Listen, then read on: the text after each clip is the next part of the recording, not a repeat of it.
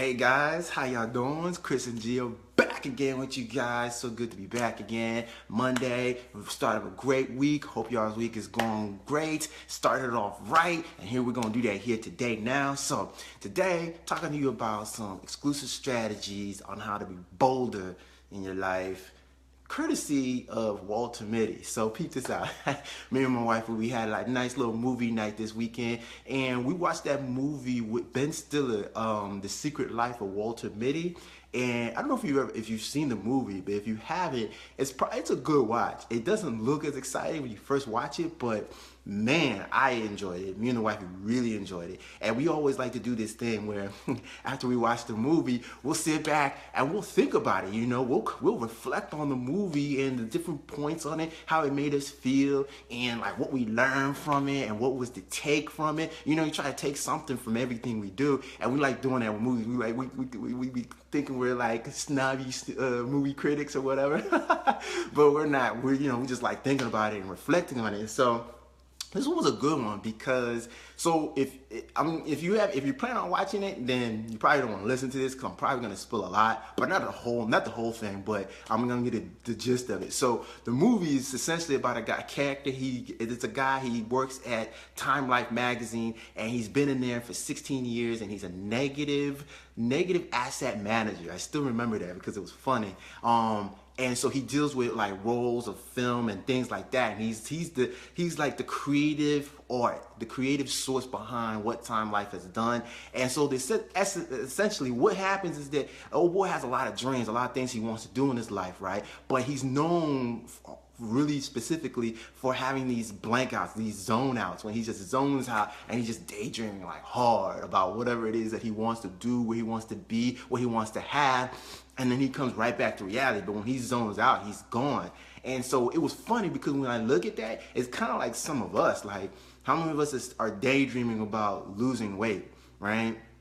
Getting healthier, daydreaming about being more financially free, getting our finances together, daydreaming about taking that next level in our career, right? Daydreaming about having a better relationship or meeting that person that's gonna be our special somebody. We're daydreaming about it, right? But maybe kind of not taking any action on it, right? That was a thing for Walter Mitty. He was daydreaming hard, but he took no action on any of it. Like he just daydreamed about it, right? And the thing is, you can't daydream forever, right? Eventually, you gotta take action on what it is that you want. You gotta start doing something, right? But the thing was this, right? What kept him out of it, which keeps all of us from doing what we gotta do, is the fear, right? The fear of trying to get out there. We all wanna hustle and grind and do the thing, but like the fear of failing, the fear of looking stupid, the fear of like being judged, the fear of like just not thinking you may not be good enough crippled him, just like it cripples all of us. It cripples me, cripples everybody. We all got to go through that fight, still trying to learn how to fight through that.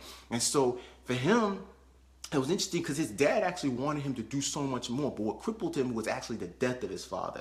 When that happened, all of a sudden, it kind of just threw him. And so it put him into this mode of just like staying safe, right? He went to work at Papa John's and he just had a safe job. He checks his accountant, he's accounting his checkbook. My wife was pretty good at that. She assessed that, right? It was like a metaphor of his safeness in his life by checking his checkbook and accounting for it and making sure everything was good and having a safe job and safe this and safe that. It's kind of like us. We kind of go through this routine of trying to stay safe, right? Because it's painful to try to go through the stuff that's uncomfortable because we don't know if it's going to work out. And if it doesn't work out, the fear of it not working out kills us and painful, and we don't want to go through that pain. And so he didn't want to do it either. He stayed safe, but his dad actually wanted him to do a lot more, right? Wanted him to live life. So it wasn't until he started living life. He would daydream about going out there, walking the Himalayas and stuff like that.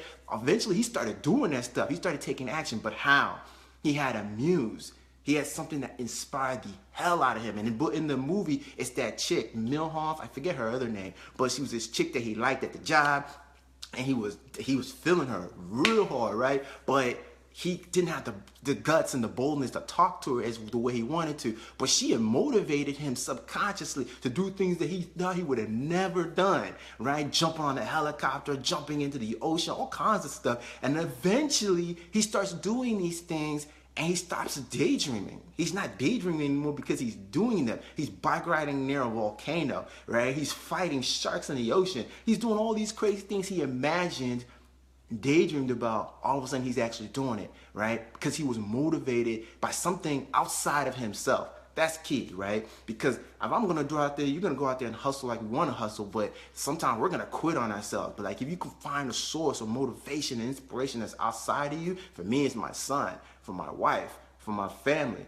They inspire me to kind of go past what I would do for myself. I never quit on them. It's the same thing for him. He would not quit on her, right? So that's what had him going past, and now he's bolder than ever. He's talking to the boss saying, hey man, that ain't right. At first he was scared. Now he's bolder than ever, right? He's able to talk to old girl Ms. Milhouse and say, what's good? Hey, can I take you out? He was more bolder on what he wanted, and he was taking control of his life. So hope you guys enjoyed it. I found value from it. I loved it, right? Because it was a perfect example of getting outside your head and just taking action on it, finding something that will motivate you, take action on what it is that you want. You know, you're going to get better physically, healthier. You're going to improve your finances. You're going to be better relationships. You're going to improve in your career and your business, whatever. Just taking action on it and stepping outside your fear and making moves. And man, I love it. So you're bolder. So hope you guys liked it. Find me on my website if you did, chrisandgia.com. Put your name and email address in, and I will send you my free report. Right now I'm still updating it, but I'll send you my free report on 14 simple ways, but crazy effective, to build your following and increase more sales and business and leads in your business. So until then, guys, be blessed. Enjoy the week. It's plenty. It's plenty to be blessed about and feel grateful for. So can't wait. I see you guys on the next one.